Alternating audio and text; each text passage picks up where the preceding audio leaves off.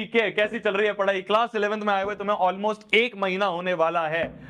अब ऐसा लग रहा है भैया क्लास 11 जो आप बोलते थे ना, वो एक पहाड़ जो आप बोलते थे वो फील हो रहा है ना। क्लास 10th के बाद ये क्लास 11th का जो ट्रांजिशन है ये बहुत भारी सा पड़ रहा है भैया। कुछ बच्चे ऐसे होंगे, मैं आज कोई भी स्क्रिप्ट नहीं लिख के आया हूं यार मेरी जान, मैं मेरे दिमाग में कोई पॉइंटर्स नहीं है, मैं सिर्फ अपनी दिल की बातें, मैं सिर्फ वो एक्सपीरियंसेस तुम्हारे साथ शेयर करने आया हूं जिससे कि तुम्हारा जो 11th का 1 महीना निकला है इसके आगे चीजें स्मूथ चलें। कुछ बच्चे ऐसे होंगे जो इस समय जेई की तैयारी कर रहे होंगे, कुछ बच्चे होंगे नीट की तैयारी, कुछ बच्चे कॉमर्स फील्ड में कुछ तैयारी कर रहे होंगे। हर एक बच्चे को एक चीज समझ में आ रही होगी कि भैया क्लास 11th क्लास 10th की तरह नहीं है। यहाँ पे तो भैया एक एक चैप्टर में हम इतने सारे क्वेश्चंस कर रहे हैं जितने हमने पूरी 10th में नहीं करे होंगे। ऐसा फील हो रहा है ना, ऐसा फील हो रहा है ना। कुछ बच्चे ऐसे होंगे जिनको अभी कुछ कुछ चीजें समझ नहीं आ रही होंगी, भैया केमिस्ट्री में मोल आ गया, भैया ये तो 9th में पढ़ा था अब कुछ समझ नहीं आ रहा, भैया ये क्या चीजें हैं, भैया नए नए चैप्टर्स आ रहे हैं उसमें कुछ क्वेश्चंस ऐसे भी है जो हो ही नहीं पा रहे हैं, कुछ क्वेश्चंस मुश्किल भी लग रहे हैं भैया। ऐसा लग रहा है ना 11th एक अलग सी दुनिया लग रही है ना।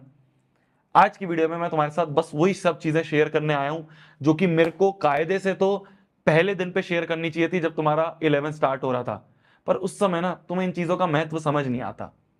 मैं ये चाह रहा था तुम्हारा 1 महीना निकल जाए, 1 महीना निकलने के बाद अब जब मैं वो सारी चीजें तुम्हें बताऊंगा तब तुम चीजों को कनेक्ट करोगे कि हाँ यार भैया आप सही बोल रहे हो। देख मेरी जान, एक सबसे बड़ी चीज जो है ना 11th में आके हर एक बच्चे को फील होती है वो ये है, आज मैं कोई स्क्रिप्ट नहीं लाया हूं, मैं बिल्कुल दिल से बात बोल रहा हूं, ठीक है। मेरे को अपना बड़ा भाई समझो, मैं आप सभी को अपना छोटा भाई बहन समझता हूं। बिल्कुल रिलैक्स होके, बिल्कुल चिल होके, ईयरफोन लगा के आराम से सुनो वीडियो को, ठीक है। टाइम हो तो सुनना, वरना कुछ और काम कर रहे हो तो कर लो, बाद में आके सुन लेना, वॉच लेटर में डाल दो। पर ध्यान से सुनना, ठीक है। मैं बहुत प्यारी प्यारी, बहुत दिमाग से और दिल से निकलने वाली चीजें बोल रहा हूँ। क्लास 11th में क्या होता है ना, सबसे पहली चीज जो दिमाग में आती है बच्चों के वो ये है कि भैया मेरा एक दोस्त जो है वो इस फलाना कोचिंग में पढ़ रहा है, मेरा एक दोस्त है वो इस फलाना बैच में पढ़ रहा है, भैया मेरा एक दोस्त है जो ये फलाना बुक कर रहा है, मुझे भी वो करनी चाहिए क्या? भैया उस वाले बैच में तो ये सारे क्वेश्चन कराए जा रहे हैं, मेरे बैच में भैया ये सारे क्वेश्चन करवाए जा रहे हैं, क्या मैं पीछे तो नहीं हूं?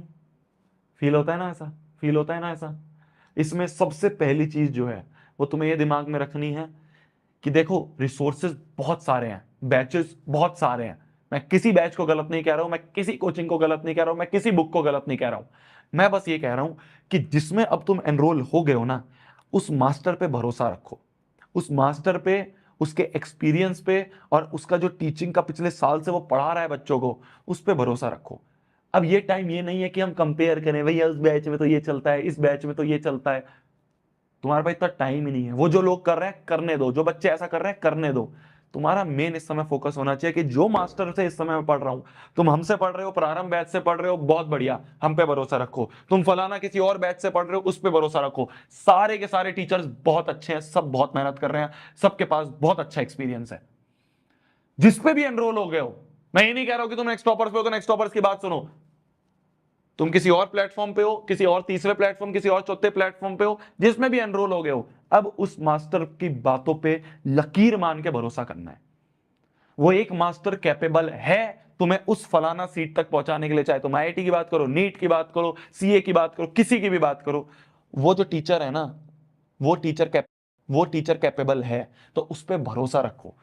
सबसे बड़ी गलती हम यही करते हैं कि हम 100 रिसोर्सेज के पीछे भागते हैं। हम सोचते हैं ये फलाना बुक भी कर लेता है, मेरा दोस्त कर रहा है, बहुत अच्छी बुक है, ये बुक भी कर लेता हूं, मेरे दोस्त कर रही है, बहुत अच्छी बुक है। अरे होंगी, बहुत अच्छी बुक होंगी, तुम्हारे पास टाइम नहीं है।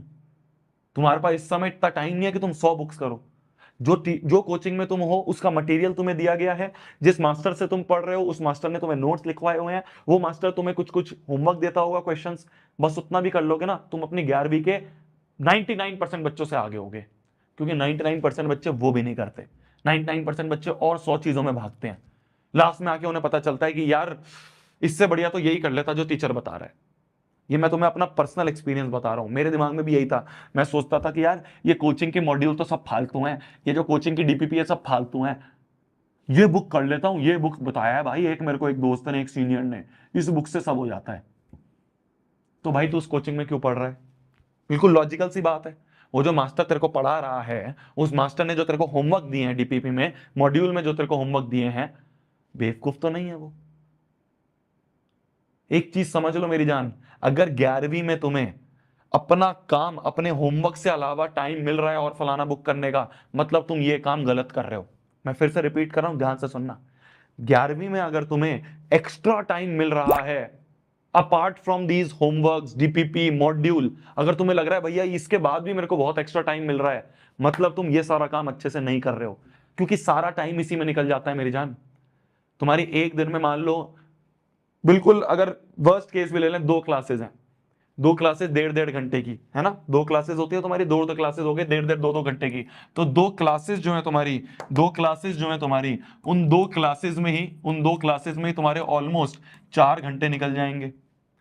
उन 2 क्लासेस के नोट्स के रिवीजन की अगर मैं बात करूं, मैं बहुत इंपॉर्टेंट चीज बता रहा हूं, ध्यान से सुनना, लॉजिकल चीज बता रहा हूं, बच्चे इस चीज पे फोकस नहीं करते हैं।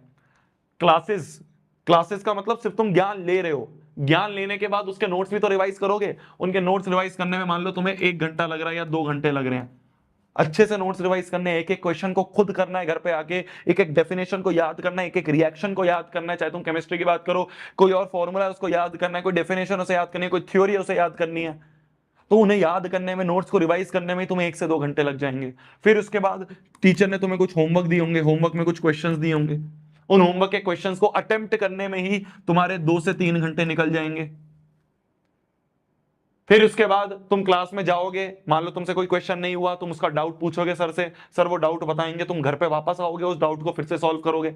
एक बहुत बड़ी गलती बच्चे करते हैं कि डाउट आया, टीचर से पूछ लिया, सोचते हैं डाउट क्लियर हो गया, अरे वो तो टीचर का डाउट क्लियर हुआ है, समझ पा रहे हो, वो तो टीचर का डाउट क्लियर हुआ है, टीचर ने बताया है, तूने घर पे आके उसको वापस अटेम्प्ट करा?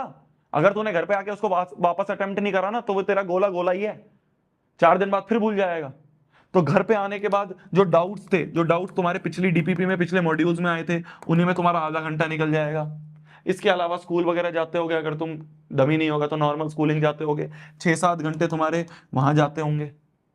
इसके बाद तुम्हें टाइम मिल रहा है क्या कि वो फलाना बुक भी कर लूं, वो फलाना बैच भी ले लूं, 2 बैच से पढ़ लेता हूं, 2 टीचरों से पढ़ लेता हूं? मिल रहा है टाइम? खाली इतना ही करने में तुम्हारा पूरा दिन निकल जाएगा। सांस नहीं लोगे क्या? थोड़ा बहुत घूमोगे फिरोगे नहीं क्या? बात नहीं करोगे फैमिली के साथ? तो इसलिए अगर कोई बच्चा सोच रहा है कि भैया ये सब चीजें भी शिद्दत से करने के बाद, अच्छे से नोट्स रिवाइज कर लिए भैया, अच्छे से क्लास अटेंड कर लिया, अच्छे से सारा होमवर्क कर लिया, डाउट्स भी क्लियर कर लिए, डाउट्स को फिर से अटेम्प्ट भी कर लिया, स्कूल का भी काम सारा कर लिया, इसके बाद भी भैया मुझे एक्स्ट्रा बुक का टाइम मिल रहा है, मुझे एक्स्ट्रा रिसोर्सेज का टाइम मिल रहा है, तो मेरी जान ये बहुत रेयर केस है, नहीं मिल सकता। मैं भी पहले ये सोचता था कि वो फलाना चीजें कर लेता हूं, ये तो होती रहेंगी, 1 साल बीत गया, 11th बर्बाद होगी, फिर समझ में आया अरे यार खाली ये भी कर लेता ना, खाली मास्टर की बात भी सुन लेता, खाली मास्टर का होमवर्क भी कर लेता ना, तो भी बहुत आगे होता, तो भी बहुत सारे बच्चों से बहुत आगे होता। तो ये मेरे को जो 1 साल बाद पता चला, वो तो मैं आज मैं बता रहा हूं। जिस बैच में हो, जिस टीचर से पढ़ रहे हो, जिस भी कोचिंग में पढ़ रहे हो, उस पर अंधा ट्रस्ट रखो। वो कोचिंग, वो टीचर, वो बैच कैपेबल है तुम्हें उस लक्ष्य तक पहुंचाने का। समझ में आ रही है मेरी बात? 100 चीजों में मत भागो, 100 चीजों में मत भटको। ये बहुत पहली चीज है जो बच्चे गलतियां करते हैं 11th में आते ही, बहुत पहली चीज है। ये मैंने अनबरबाद में बता रखा है, ठीक है? पता नहीं तुमने पढ़ी होगी, नहीं पढ़ी होगी, पढ़ी हो तो ठीक है, नहीं पढ़ी हो तो पढ़ सकते हो। ये मैंने हर एक चीज को बहुत डिटेल में बता रखा है बुक में। पढ़ो, बहुत इंपॉर्टेंट बुक है, 2 से ढाई घंटे लगेंगे पढ़ने में, पर पूरी 11वीं जो है वो सवर जाएगी। अमेजोन पे अवेलेबल है, जाके देख सकते हो, पूरी 11वीं सवर जाएगी। और इस चैनल पे जो भी वीडियोस आएंगी, ऐसी सीरियस वीडियोस आएंगी, मैं यहाँ पे हंसी मजाक करने, क्योंकि बड़ी क्लासेस में आओगे, अब हंसी मजाक का टाइम नहीं है, अब सीरियस टाइम है। जो भी चीजें आएंगी बिल्कुल दिल से आएंगी, बिल्कुल ऐसे अनस्क्रिप्टेड आएंगी, बिल्कुल रॉ आएंगी।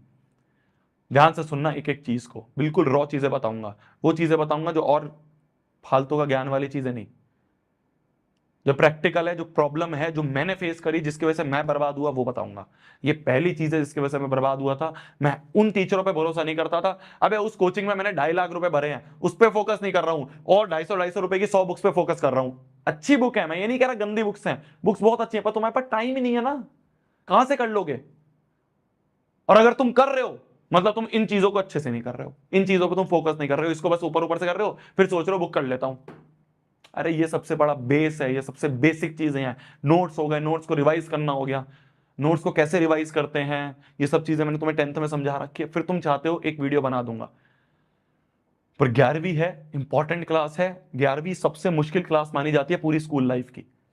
सीरियस रहना और बाकी फालतू चीजों में मत भटकना मेरी जान। इस समय मैं फिर बोल रहा हूं तुम्हें, 11वीं में बच्चा अपने आप को बाप समझने लग जाता है, बच्चा सोचता है मैं ही हूं बस, मेरे को माँ बाप से भी ज्यादा नॉलेज है, मेरे को टीचर से भी ज्यादा नॉलेज है, मैं तो स्कूटियों पे घूमूंगा, मैं तो दोस्त बनाऊंगा, मैं तो दोस्त नहीं बनाऊंगा, मैं बहुत बड़ा हो चुका हूं। इस भ्रम में मत रहना।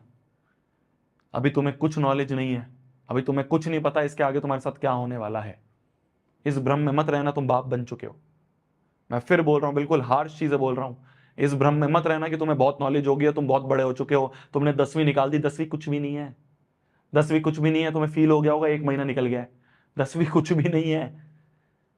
पहली से 10वीं तक तुमने आज तक जितने टोटल क्वेश्चंस करे होंगे ना, पहली से 10वीं तक जितने टोटल क्वेश्चंस तुमने करे होंगे ना, उतने तुम 11वीं के 1 महीने में कर लिए होंगे। तो 10वीं तक कुछ भी नहीं है। तो 10वीं के नाम पे, 10वीं के मार्क्स पे चौड़ना मत। रिजल्ट आएगा, उसको बस समझ लेना। यही सबसे पहला चैप्टर है बर्बाद का। इस बुक का सबसे पहला चैप्टर यही है कि 10वीं का रिजल्ट आता है, हम सोचते हैं हमें सब आता है। 10 CGPA आ गई भाई साहब, 95% आ गए, मेरे को सब आता है। बहुत बढ़िया, अच्छे नंबर हैं, बट सर पे मत चढ़ने दो, घमंड मत आने देना। मेरी तरफ से कुछ और चीज चाहिए, कुछ और चीज पे गाइडेंस चाहिए, बिल्कुल मेरे को कमेंट सेक्शन में बताना। तुम्हारे शोभित भैया 24/7 अवेलेबल है इस चैनल पे। जो भी चीज चाहिए तुम्हें होगी वो मैं लेके आऊंगा। तब तक के लिए भाई पढ़ना है, फोड़ना है, कहर मचा देना है, आग लगा देनी है। आई होप आपको चीजें समझ में आई होंगी। जहां पे हो उस पर फोकस करो, उसको अच्छे से पढ़ो, बैकलॉग नहीं होने देना है। दिन का क्वेश्चन क्या होता है, 10वीं तक क्या होता था, कोई एक चैप्टर अगर छूट गया कोई बात नहीं, टाइम मिलेगा कर लेंगे। 11वीं में अगर एक लेक्चर भी छूट गया ना, क्योंकि एक एक चैप्टर में 10-10 लेक्चर लगते हैं खत्म होने में, एक लेक्चर भी छूट गया ना पूरा चैप्टर उड़ जाएगा। कंसिस्टेंट रहना बहुत जरूरी है। मिलते हैं किसी और वीडियो में, तब तक के लिए भाई बाय बाय, टेक केयर। खाना खा लो आप भी, मैं भी खाना खा लेता हूँ। Bye bye bye.